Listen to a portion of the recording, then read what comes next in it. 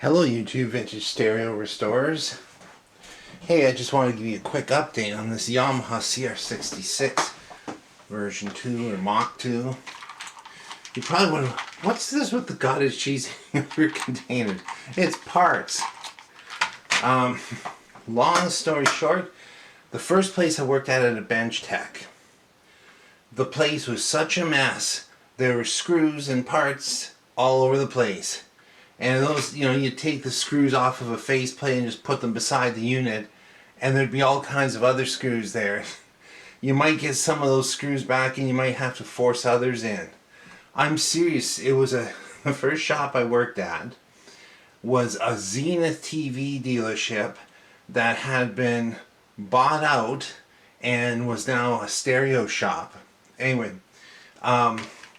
we were pushed pretty hard on how fast we would get the things done, because the repairs, we got a lot of repairs in those days.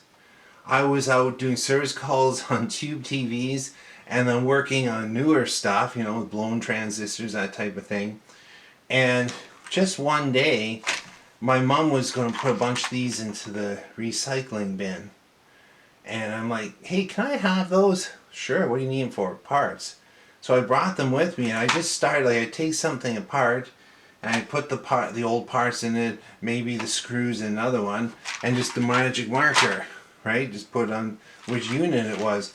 And they thought I was some kind of a genius, because I didn't want to, there's nothing drives me crazier than having mismatched screws in a vintage unit.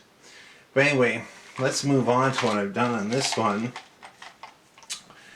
These, I actually, 3 times I started a video to replace these two 35 volt 68 micro 100 farad Elna caps. They're the snap-in type with a third lug, and they were glued on. And I gotta tell you, on a circuit board, let's just flip this up so you can see it. When you're dealing with a bigger unit like this too, so there's the new Nishikon 6800s that are in there. I could have gone bigger, but believe me, that is plenty for the wattage of this unit. And you've got the problem here getting these out. Come around to this side. You have this long board. So the least little bit of torque, you're twisting the board. And they will crack and they will break, and solder lands will pull out and everything. You have to be so careful. Now, the way it was aligned, so the bottom cap was like this. So you had the negative over here, positive, then an anchor pin. And I had actually bridged the two because the new cap wouldn't fit in the holes. It was a little bit narrower, so I had to use the holes that were these two holes. And so then I just made this bridge for the positive lead, same with the negative lead here, to try to find exactly the same caps that'll fit that board. It's not always easy. And maybe these caps would have lasted a long time. They weren't bulged. There wasn't any leakage. The only thing I noticed, and here's why I did it, I would plug my headphones in. I was working on some of the other issues on this, like the FM. Every time I turned it on, there was an extended hum, like a hum that went away as it started up.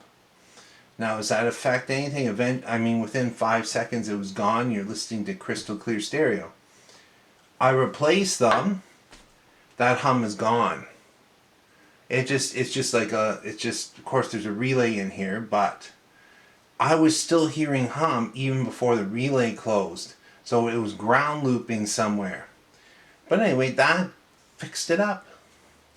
And now I don't have to worry about that. And of course, it comes down to the age-old question, to cap or to recap.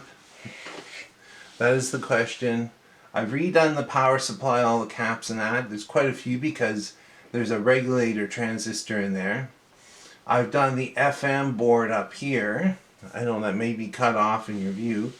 So then I'm going to work on this preamp amp board. And you'll notice there's not that many caps on that board, maybe 5 a channel. There are quite a few of the stages are direct coupled, which was something they were starting to do in the late 70s. Anyway, I've decided to start replacing.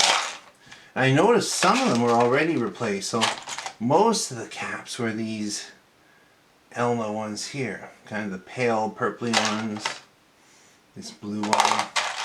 There were a few that were replaced, and I would say 20 years ago.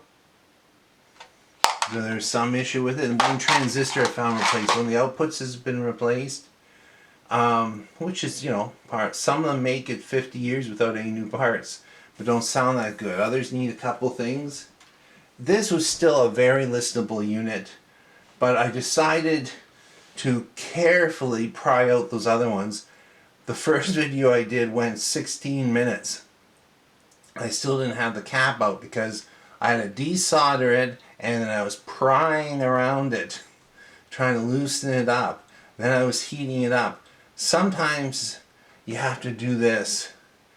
You put in just a paper towel here, dribble some lighter fluid, because it's contact cement and it will just get it a little bit wet. And that's actually what got it to break without breaking the board.